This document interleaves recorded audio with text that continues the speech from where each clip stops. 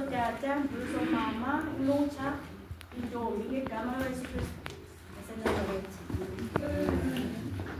Silinikiwe ilizwi iphawu zandumiso kaDavide 22 verse 16. Ngokuba izinja zilihawule, ibandla labenzi bokubi lindigubungele, badobhoza izandla zabo neenyawo zabo. Le indumiso kaDavide. uDavide unyana omncinci konyana basixhenxe kaJese wayengumelusi ebutsheni bakhe. Esi sizukulwana sikaRute noBohazi.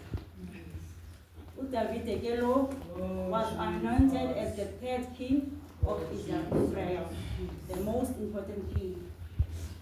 uDavide ke wayemthanda uThixo wakhe, ekholosa ngaye, wayembonga uThixo. Umve naphaa kulandumiswa yakhe ka-23 xa esithi uYehova ngumalusi wam, andisweli lutho. Wenza uba mandibuthi emehlweni andihlala. Athi ndakuhlala endlini kaYehova imihla mide. Athi noba sendihamba emfuleni wethunzi lokufa andiyi kweyika kubi. uDavide apha kule verse 16 uthi bagqobhoza izandla zam neenyawo zam. Ke bazalwane, umuntu endimaziyo osekhe wagqobhozwa ezinyawo nezizandla yanguYesu Kristu waseNazaretha. Mhla wayebethelelwa emnqamlezweni, ebethelelwa esifela izono zethu. Bazalwane, uDavide apha uthetha ngotshaba. Lutshaba olu lugqobhoza izandla neenyawo. Utshaba bazalwane alunasini. Utshaba bazalwane alunamvesana, alunaxesha lapho bazalwane. Utshaba into lifunayo bazalwane ifuna ukuyisa phansi, likunyathele likuqushe, likushiye into engento. Utshaba bazalwane alikhathaliseki noba likushiye unemehlo elinye. Utshaba bazalwane alikhathaliseki noba likushiye unomlomo ojonge ecaleni. Lona inzondo yalo ifuna ukuyisa. Bazalwane, seke ndambona uDavide naye edibana lolutshaba. uGoliathi, umFilisti, uGoliathi waseGathi owayemdenge esithombo. uGoliathi owayefuna undikho.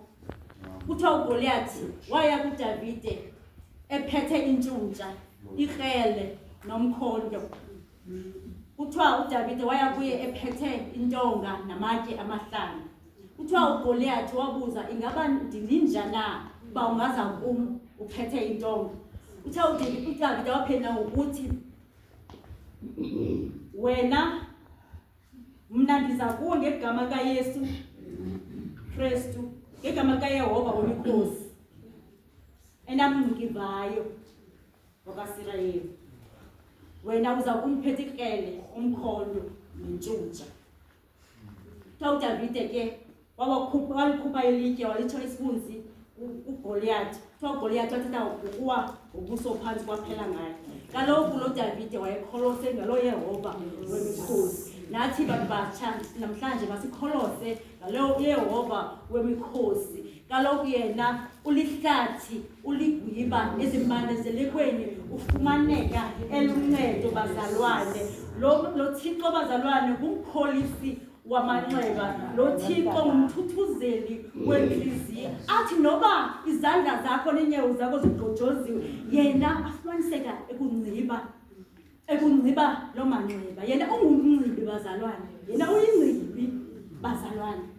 Seke nambona unyana kaThixo, umehlo kaThixo egqojozwa la mehlo zintshaba. AmaFilisti amgqobhoza amehlo, amthatha ambophelela ayomvalela kuloo mzi. Kuthiwa ngamnazana elithile mhlawumbi befuna ukuhlekisa ngayo, bamthatha bamkhupha bamsa kumzi owugcwele ngamawakawaka wabafazi namadoda amaFilisti. Kuthiwa wazibamba iintsika lo mfo, wathendaza kuThixo wakhe, wathi, Thixo yenzele ndife nala maFilisti.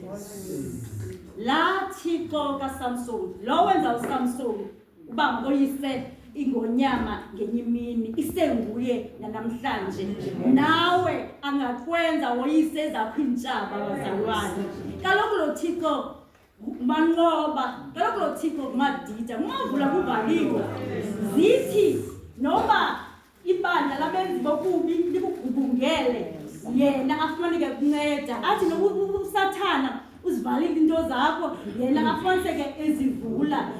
Deuteronomy 31 verse 6 uthi yomelelani nikhaliphe musani koyika musani uncazelo ebusweni bazo ngoba uyehova uThixo wakho nawe ndawo yonke asoza kuyekela intshaba asoza kushiya.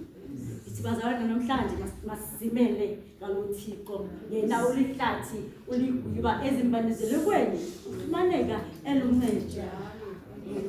Amen.